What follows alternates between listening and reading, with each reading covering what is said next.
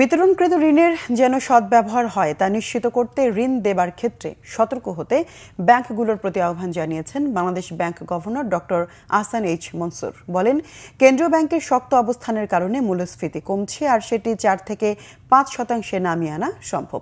গোলাম Moinul আহসানের report. SME খাতে ব্যাংকগুলো ঋণ দেবার অনীহার অভিযোগ বরাবরের, সাথে এ খাত নিয়ে বড় কোনো আলোচনাও নেই।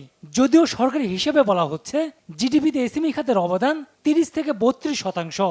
এমন প্রেক্ষাপটে নারী উদ্যোক্তাদের পণ্য নিয়ে রাজধানী বাংলা একাডেমিতে 4 দিনের পণ্য প্রদর্শনী ও মেলা 2025 শুরু হয়েছে।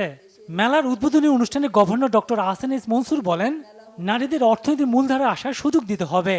বিতরণকৃত ব্যাংক ঋণ যেন আর 9-6 না হয় সেজন্য ব্যাংকগুলোকে সতর্ক হবারও কথা বলেন তিনি। আমাকে ম্যানেজ করতে হবে স্পেসিফিক প্রভিশনে যেন আমাকে যেতে না হয়।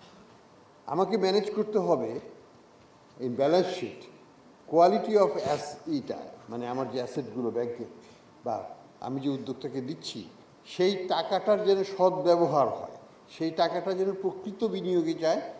জানান মূল্যস্ফীতি কমানো নিয়ে কেন্দ্রীয় ব্যাংকের অবস্থান। আমরা যদি একদিকে টাকা ছাপাই আরেকদিকে বলি যে ইনফ্লেশন কমবে, তত হবে না। আমাকে we have to make a hard choice. Food inflation ছিল 14.5, হয়েছে 8.5। নন ফুড ছিল 11-12% বেশি, হয়েছে এখন 9% একটু বেশি। তো এটা হচ্ছে, কমে আসছে, আস্তে আস্তে কমবে। আমি আশাবাদী আমরা যদি চেষ্টা করি কনসিস্টেন্সি রাখি পলিসিতে, 5%, 4% ইনফ্লেশন নামিয়ে নেওয়া, নাথিং ইম্পসিবল।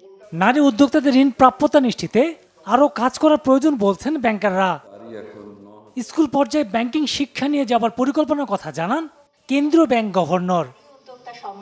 গোলাম মঈনুল আহসান, বাংলা ভিশন, ঢাকা।